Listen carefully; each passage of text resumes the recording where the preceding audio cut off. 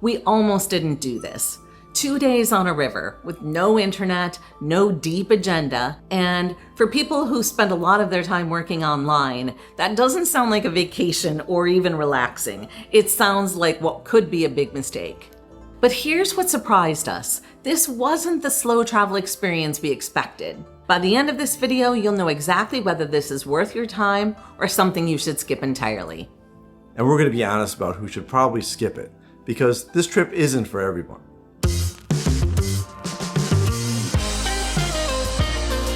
I'm Judy. And I'm Kevin. Welcome back to Finding Gina Marie, where we share our lives as full-time travelers and the connections we make along the way. At the end, we'll be sharing all of the logistics you need to know and everything we spent. So a quick overview.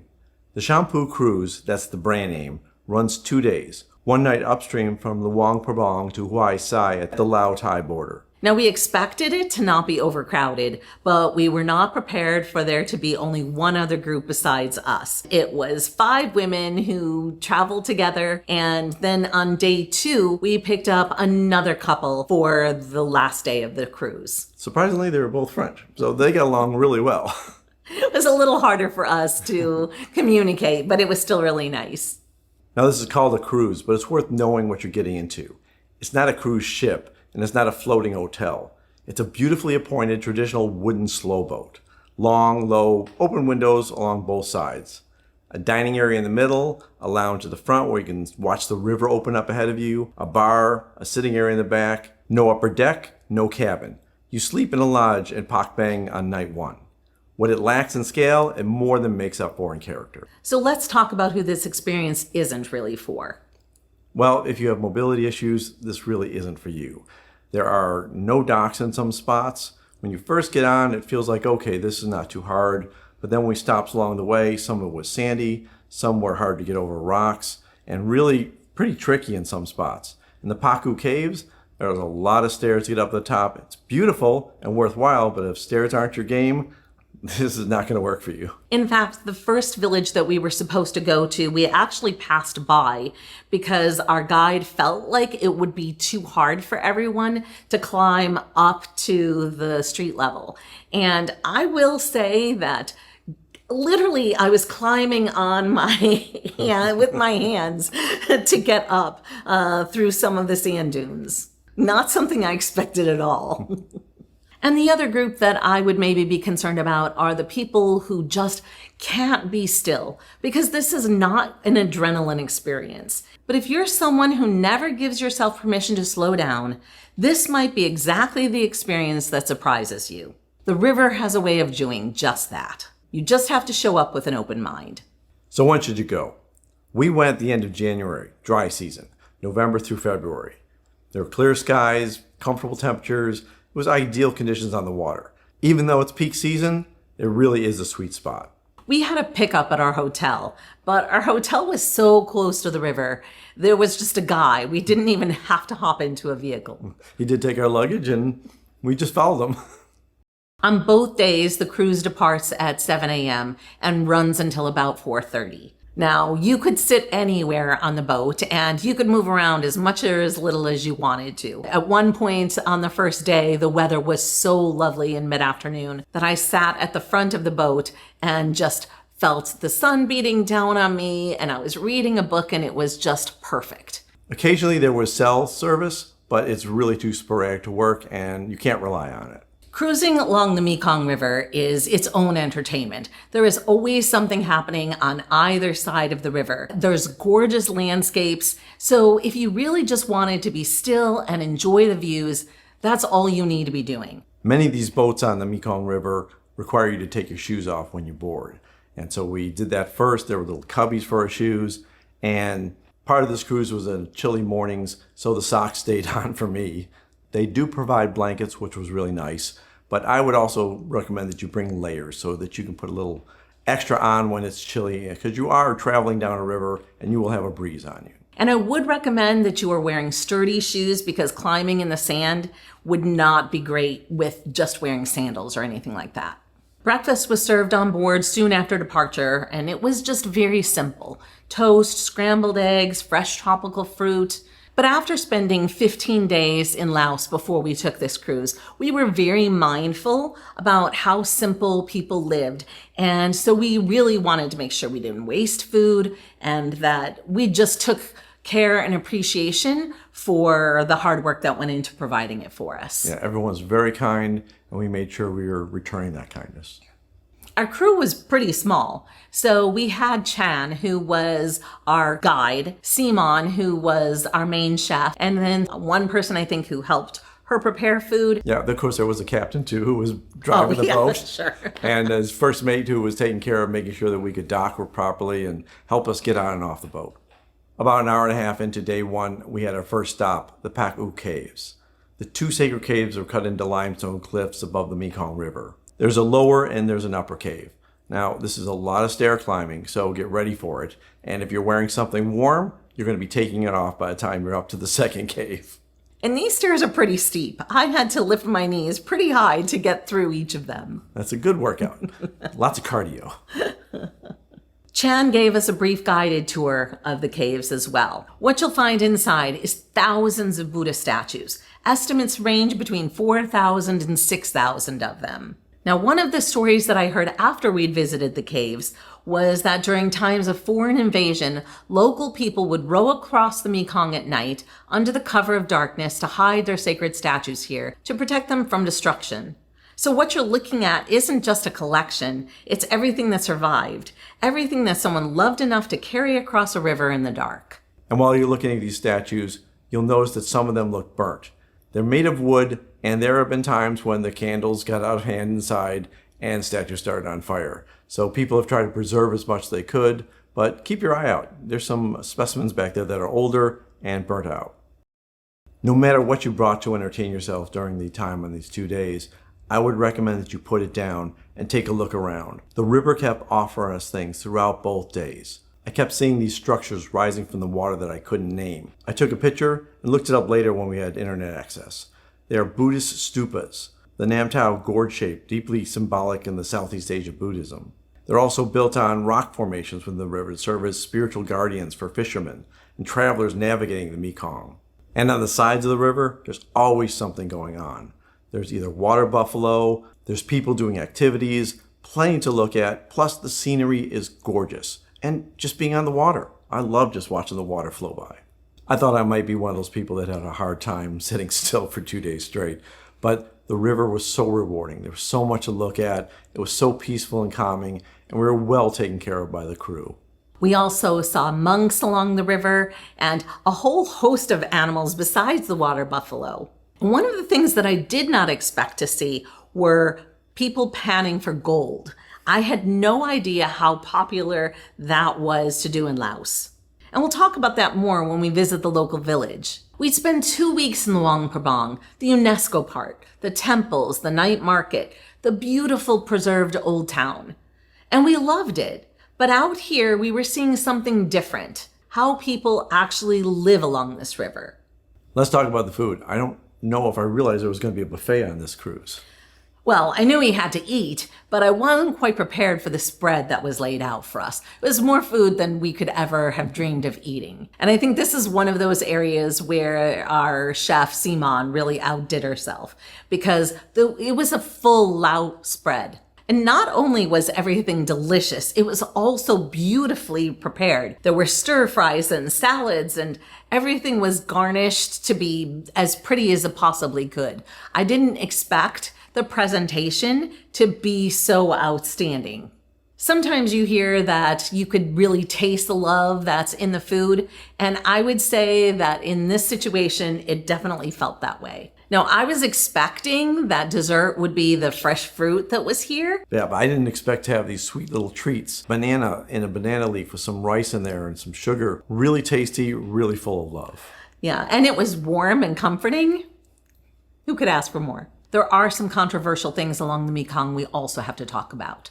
The China-Laos Railway's Luang Prabang Mekong Bridge is one of those controversial items. It looks beautiful when we're passing under it from the water. You feel this scale and the contrast sharply.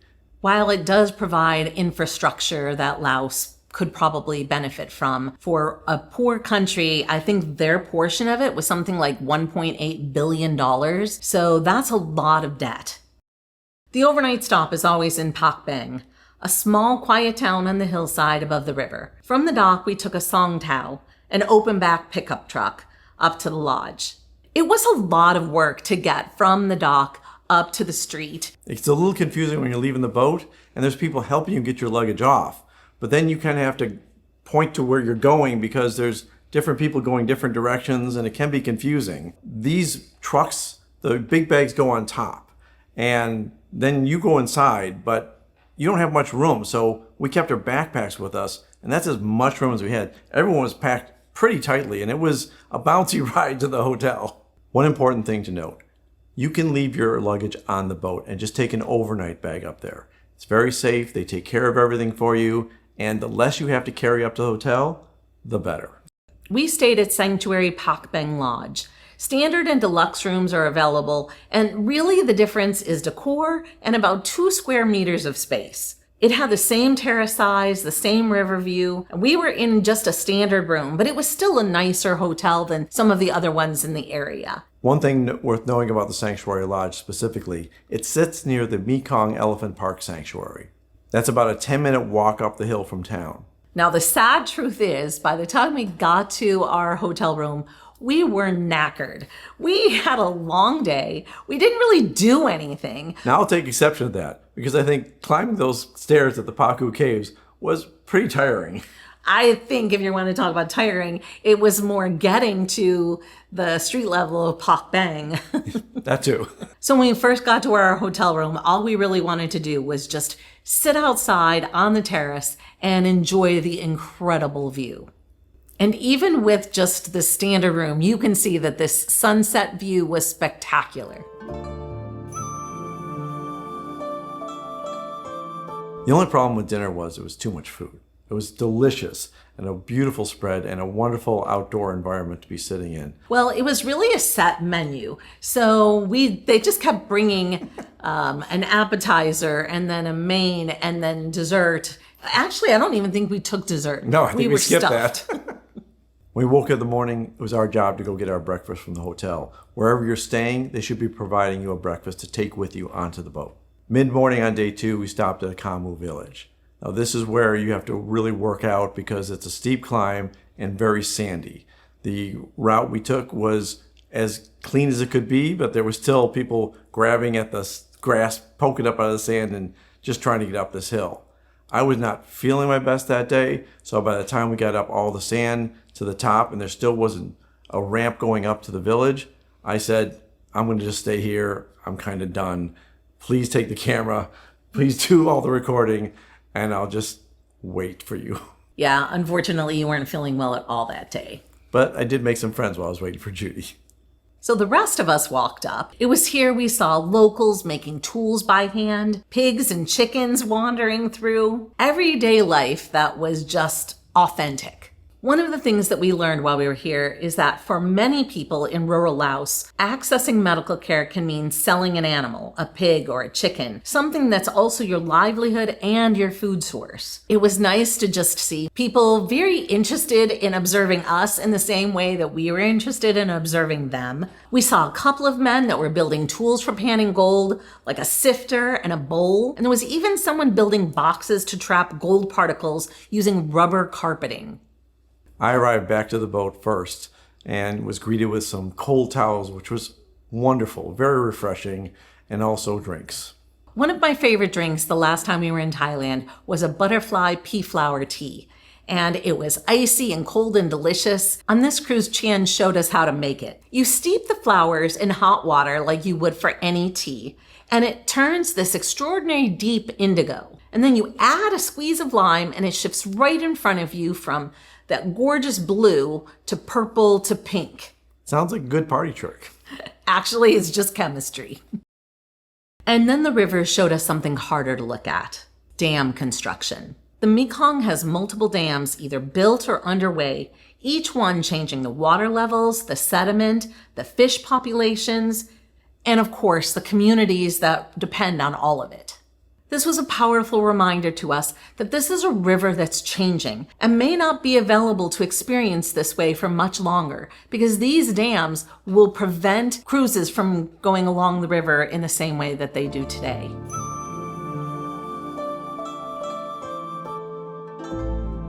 So let's talk about logistics and what everything cost. Most nationalities arriving here will need a visa. We arranged for ours about 2 months in advance. We'll link to the official website in the description. These cruises are offered several days a week, but not every day in every direction. So if this is something you want to do, make sure you get a quote first so you don't mess up your travel days.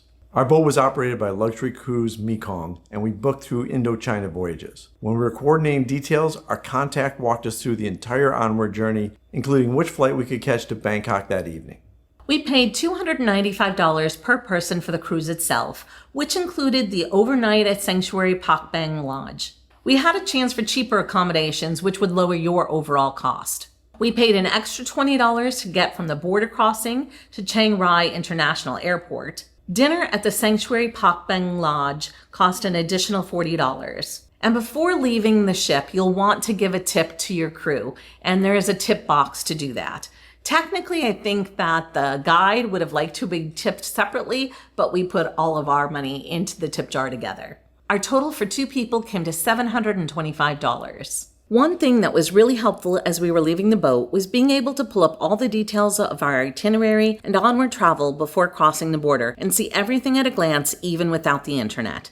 Voyage Vault, the personal finance app for people who love to travel that we built for trips like this, just got a big update. It now will scan any document, and Apple Intelligence automatically pulls in the details of your confirmations, flight details, receipts, and transaction amounts. Everything in one place, ready when you need it. Grab the free update in the App Store or find the link in the description. So let's talk about what happened after we got off the ship.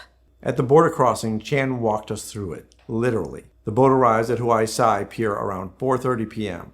A van takes you from that dock to the bus station where you go through Laos immigration. Then you take a bus, which is $1 per person, to the Thai border for Thai immigration. At the border, there's a small official processing fee, $1 per person given to the immigration agent.